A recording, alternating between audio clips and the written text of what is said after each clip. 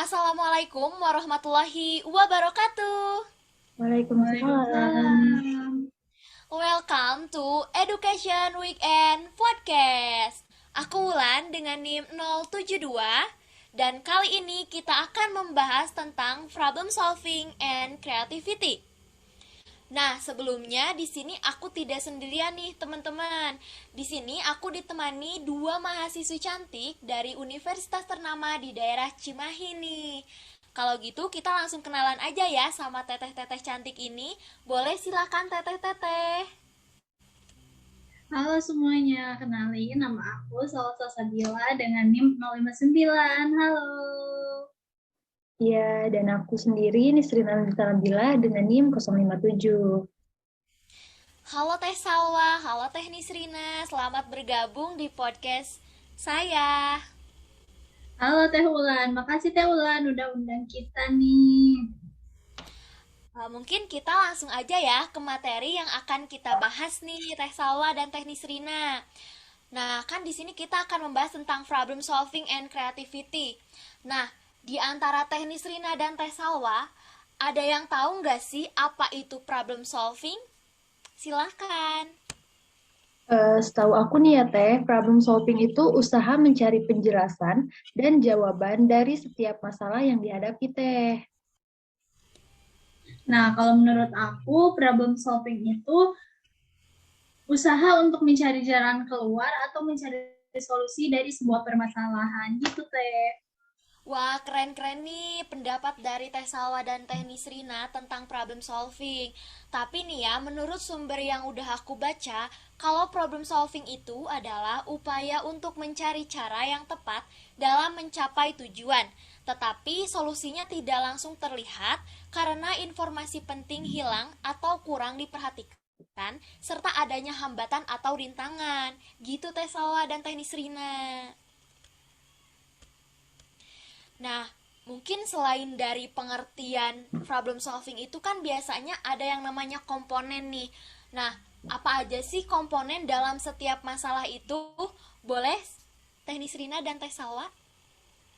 Setahu aku tuh dalam komponen dalam setiap masalah itu ada the initial state ya, yaitu keadaan atau kondisi awal. Jadi real saat ini itu Teh. Kalau dari Teh Salwa gimana nih? Nih, kalau aku taunya itu ada yang namanya the goal set. Nah, the goal set ini target atau tujuannya dan biasanya kondisi ideal atau sesuatu yang diharapkan. Jadi kondisi ideal atau kondisi yang diharapkan gitu, Teh. Wah, keren-keren nih jawabannya. Nah, tapi jawaban dari Teknis Rina dan Teh Salwa ini kurang tepat nih. Masih ada satu lagi nih komponen dalam setiap masalah itu, yaitu the obstacle. Nah, di mana rintangan atau hambatan untuk meraih tujuan. Jadi, di dalam komponen setiap masalah itu ada tiga. Yang pertama ada the initial state, yang kedua ada the goal state, dan yang ketiga ada the obstacle. Gitu Teh Salwa dan Teh Nisrina. Oh, gitu ya. Terus Teh Ula nih, aku tuh pernah baca nih katanya ada cara memahami masalah. Nah, katanya di cara memahami masalah itu ada dua juga. Yang pertama ada metode penyajian masalah sama ada situated and embodied cognition. Nih, di sini aku mau sharing-sharing dikit aja sih tentang metode penyajian masalah yang aku tahu. Boleh ya Teh Ulan? Boleh dong Nah, Teh yang aku Salwa. tahu itu di metode penyajian masalah itu yang pertama ada simbol, yaitu cara yang paling efektif untuk mewakili masalah abstrak adalah dengan menggunakan simbol-simbol. Yang kedua ada diagram. Nah, diagram ini yang membantu kita ketika akan merakit sebuah objek, misalnya akan membuat origami dan sejenisnya. Terus ada yang namanya matriks nih. Matriks adalah tabel yang menunjukkan semua kemungkinan kombinasi item. Sebuah matriks adalah cara terbaik untuk melacak item. Bagian masalah ini kompleks dan informasi yang relevan dengan kategori. Itu Teh yang aku tahu. Ada yang kurang nggak sih Teh? Ada nih Teh Salwa, aku juga pernah baca di berbagai sumber ya, kalau ternyata di metode penyajian itu ada empat. Yaitu yang terakhirnya itu ada yang namanya gambar visual. Nah, orang lain itu lebih suka untuk memecahkan masalahnya itu dengan pendekatan visual. Misalnya itu dengan menggunakan mind map Teh Salwa. Gitu. Oh, berarti di metode penyajian itu ada 4 ya. Yang pertama ada simbol, diagram, matriks, sama gambar visual ya Teh Ulan ya. Nah, iya benar Teh Salwa. Nah, tadi kan kata Teh Salwa tuh di dalam yang namanya memahami masalah itu ada metode penyajian masalah dan juga ada situate and embodied cognition. Nah, kalau untuk situate and embodied cognition itu apa sih? Mungkin boleh dari teknis Rina? Nah, oke, boleh. Di sini aku mau jelasin mengenai situated and embodied cognition, di mana ketika kita memikirkan kemampuan problem solving, kita hanya fokus pada informasi di dalam pikiran kita yang diperoleh dengan cara membaca dan mendengarkan. Untuk situated and embodied cognition ini dibagi menjadi dua. Yang pertama itu ada situated cognition, di mana kita sering menggunakan informasi bermanfaat di lingkungan terdekat kita untuk membuat representasi spesial. Misalnya, kita membuat keputusan tentang dimensi naik turun lebih cepat daripada keputusan kiri kanan. Dan yang kedua itu ada embodied cognitive, di mana menurut pendekatan kognisi, kita sering menggunakan tubuh kita sendiri dan tindakan motorik kita sendiri untuk mengekspresikan pemikiran dan pengetahuan abstrak kita. Itu Teh kalau dari aku. Wah, terima kasih nih teknis Rina. Aku jadi tahu tentang penjelasan dari situate cognition dan juga embodied cognitive.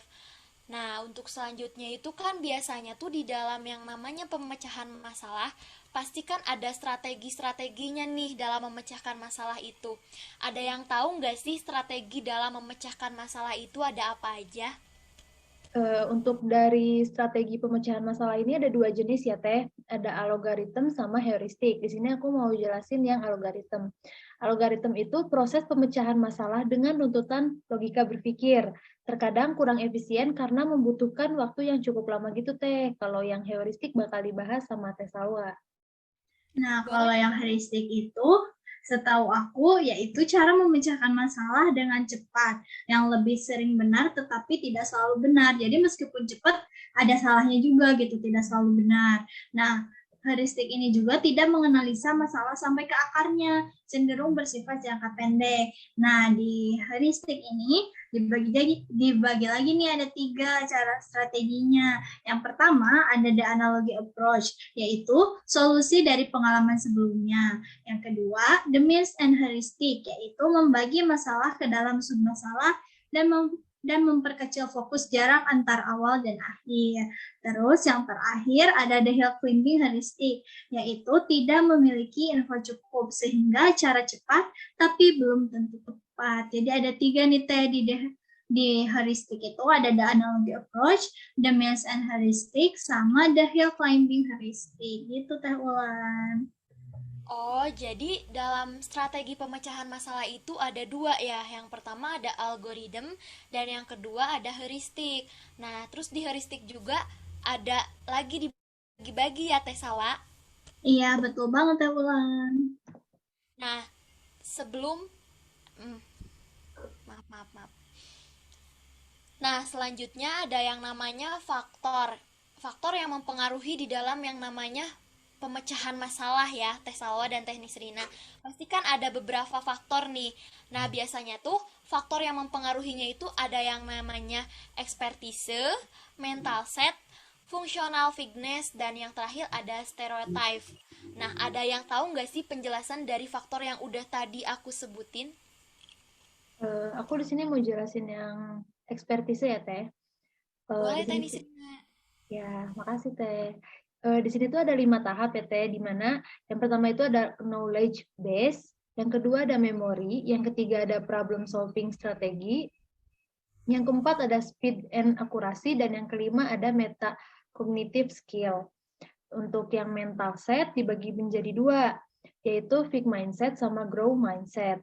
Kalau fixed mindset ini yaitu cara pandang akan sesuatu yang sudah tetap, kaku, dan tidak fleksibel. Kalau misalkan grow mindset itu cara pandang bahwa sesuatu itu dapat berkembang berubah lebih baik, tidak kaku, dan cenderung fleksibel. Jadi, grow mindset ini tuh kebalikan dari yang fixed mindset gitu teh. Nah, kalau untuk yang stereotype, mungkin aku langsung ke contohnya aja ya, Teh, agar lebih mudah dipahami.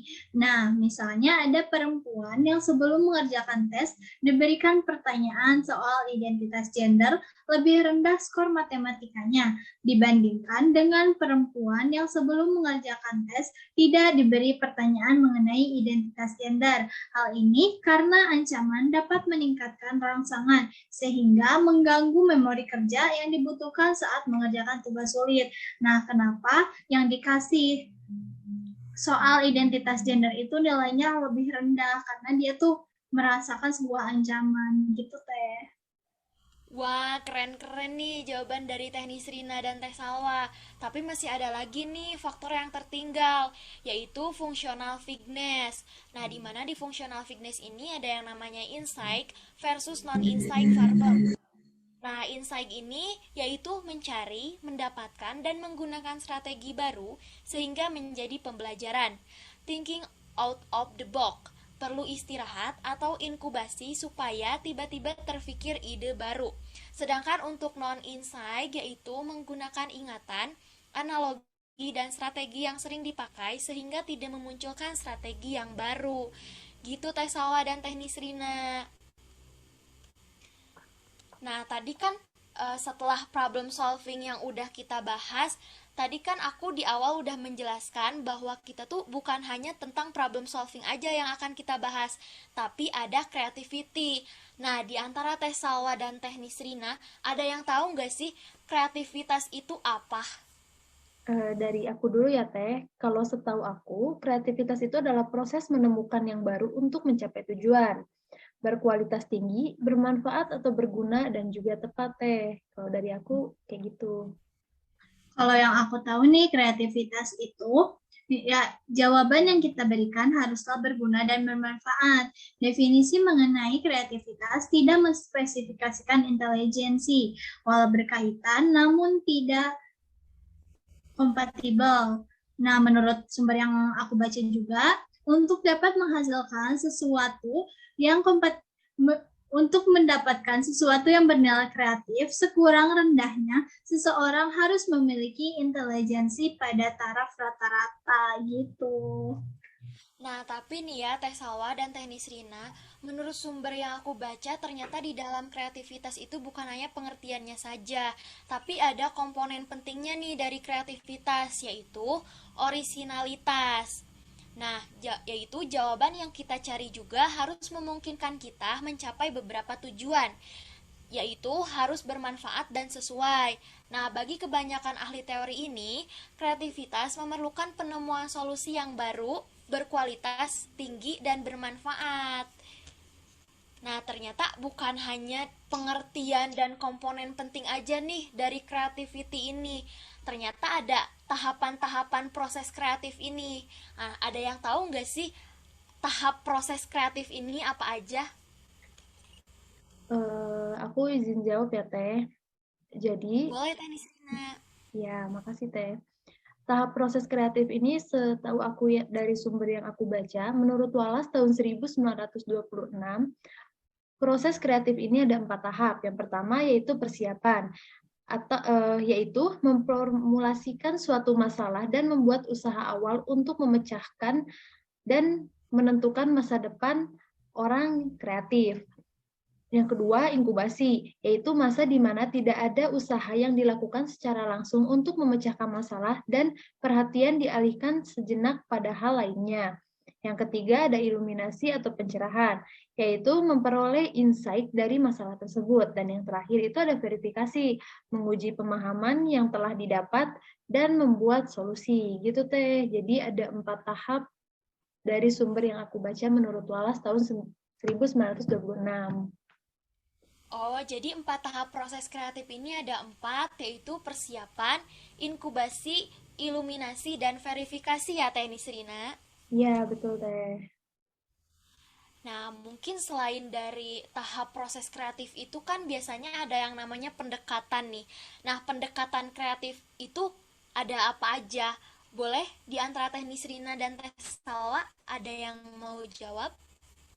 Nah, kalau pendekatan kreatif itu salah satunya yang pertama ada divergen nih. Divergent production yaitu kreativitas diukur dari produknya, tokohnya atau Wilford mengenai fluency, flexibility, originality, dan elaboration. Terus ada juga yang namanya investment theory of creativity, yaitu kreativitas merupakan sesuatu yang sudah tersimpan dalam bentuk proses intelijensi, gaya intelektual, pengetahuan, kepribadian, motivasi, dan konteks lingkungan. Jadi, pendekatan kreatif itu ada dua nih, T. Yang pertama, divergent production, dan yang kedua ada investment theory of creativity. Gitu, Teh Ulan. Wah, keren nih. Jawaban dari Teh Salwa tentang pendekatan kreatif ini. Terima kasih ya Teh Salwa. Jadi, aku mendapatkan ilmu tambahan nih tentang pendekatan kreatif ini apa aja.